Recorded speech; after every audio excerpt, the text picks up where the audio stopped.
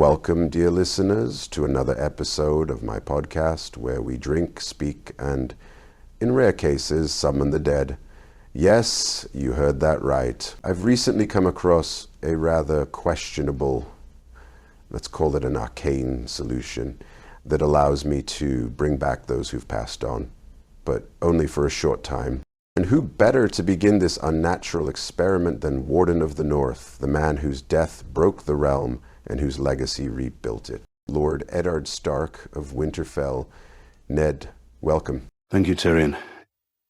Strange thing, waking from death only to be invited onto a podcast. Strange, yes, but fitting. After all, you left quite a few things unfinished when you were, shall we say, separated from your head. Not the most graceful exit for a man known for honor. Aye. Not the ending I would have chosen, but then again I wasn't given much of a choice. My time was short, but I've had plenty of time since to observe. Let's see, I've been keeping watch. I know what happened. To my children, to the realm, to the north, even to the dragons. You know everything? Yes, my children's pain, their victories, their losses. I've seen the Red Wedding, the rise of the Night King, Daenerys' fall, even your trial, and Bran's coronation. Well, that saves me a lot of explanations. And then let's start at the moment things really began to unravel, your execution. You confessed to treason to protect your daughters. Did you know Joffrey would have you executed anyway? I hoped the boy had a shred of mercy, but I knew Cersei's grip was tight. Varys told me the realm needed stability. I played along for Sansa's sake. But mercy was never in that boy's nature. What was it like seeing Robb rise as King in the North after your death? Pride and sorrow. Robb was born to lead, but too young to see the knives behind every smile. He fought with honor and died because others did not. The Red Wedding still haunts me. Catelyn's cries, Robb's last breath, even Grey Wind in chains. That betrayal broke the North. And yet it didn't end the Stark name. No, it endured through pain, blood, and ice. Sansa learned the game better than anyone. She took the lessons of Cersei, Littlefinger, and you, I imagine, and used them not to destroy, but to survive. To rule. She's the queen the North needed. She is. She surprised us all. What about your other daughter? Arya. I knew she wasn't meant for embroidery and tea, but I never imagined she'd be the one to end the Night King. That moment, the steel, the silence, the fall, I felt it ripple across every realm. She moved like a shadow. One dagger and centuries of darkness were undone. And Jon, he bore the weight I once carried, and more. Loyalty, sacrifice, betrayal. He gave everything for the living. He even killed the woman he loved. You saw that moment? I did. But more than that, I saw what came before.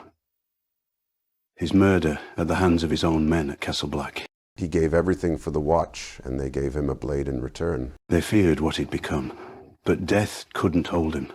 The Lord of Light, or fate itself, brought him back. And Jon came back changed, wiser, quieter. Some part of him never returned, I think. But he kept fighting. That's the part of me in him.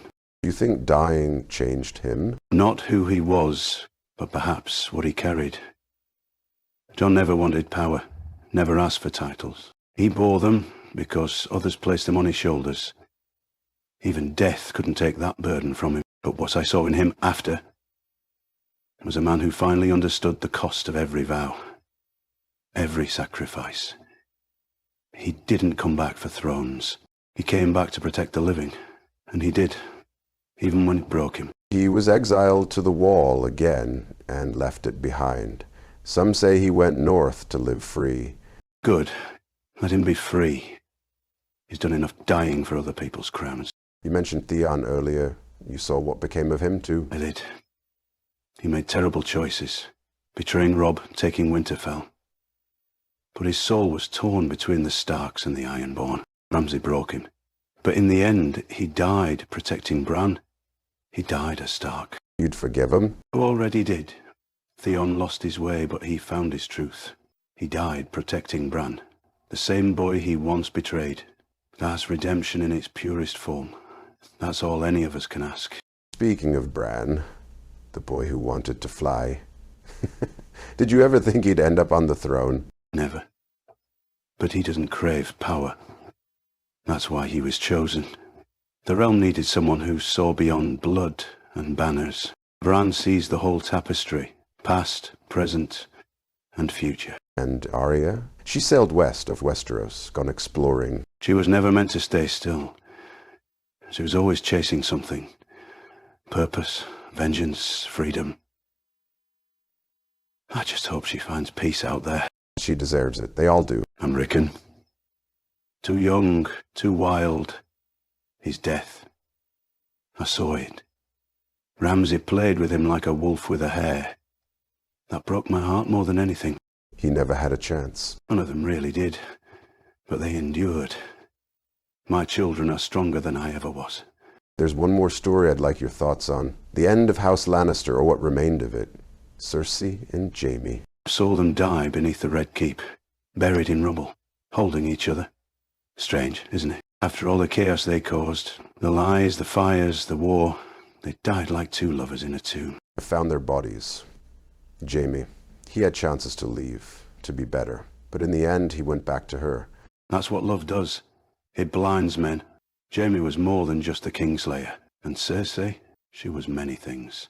A mother, a queen, a monster. But she never stopped fighting. She died clinging to her brother. Her child dead, her city in flames. I still don't know if I should pity her or curse her. Maybe both. Maybe that's what most of us deserve in the end. A little of each. And Daenerys, she carried the weight of every chain her ancestors forged, and every flame they lit. I saw her rise from nothing, with only fire and fury in her veins.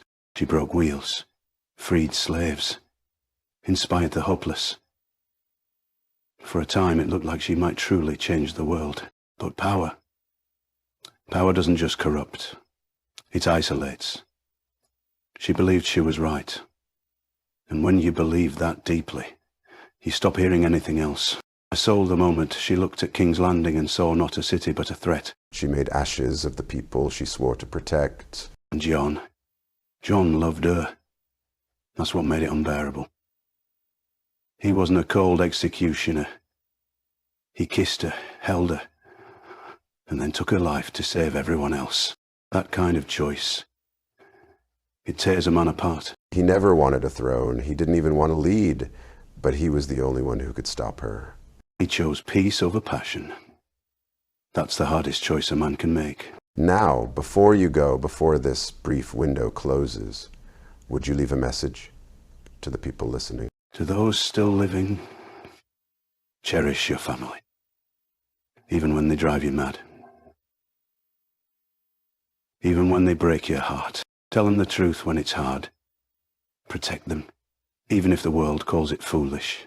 Stand for what's right, not what's easy. And if winter comes, and it always will, let it find you with your honor intact and your loved ones close. The lone wolf dies, but the pack survives. Thank you, Ned. Tell my children, I'm proud of them. All of them. Even when they were lost, they found their way. And give my love to the north, to the cold winds, the old gods, and the halls of Winterfell. It was never just a place, it was home. And it still is. Will. Always. That was Eddard Stark, ladies and gentlemen. The man who kept his word, even when the world didn't deserve it. Until next time, may your nights be calm, your wine be strong, and your memories never fade.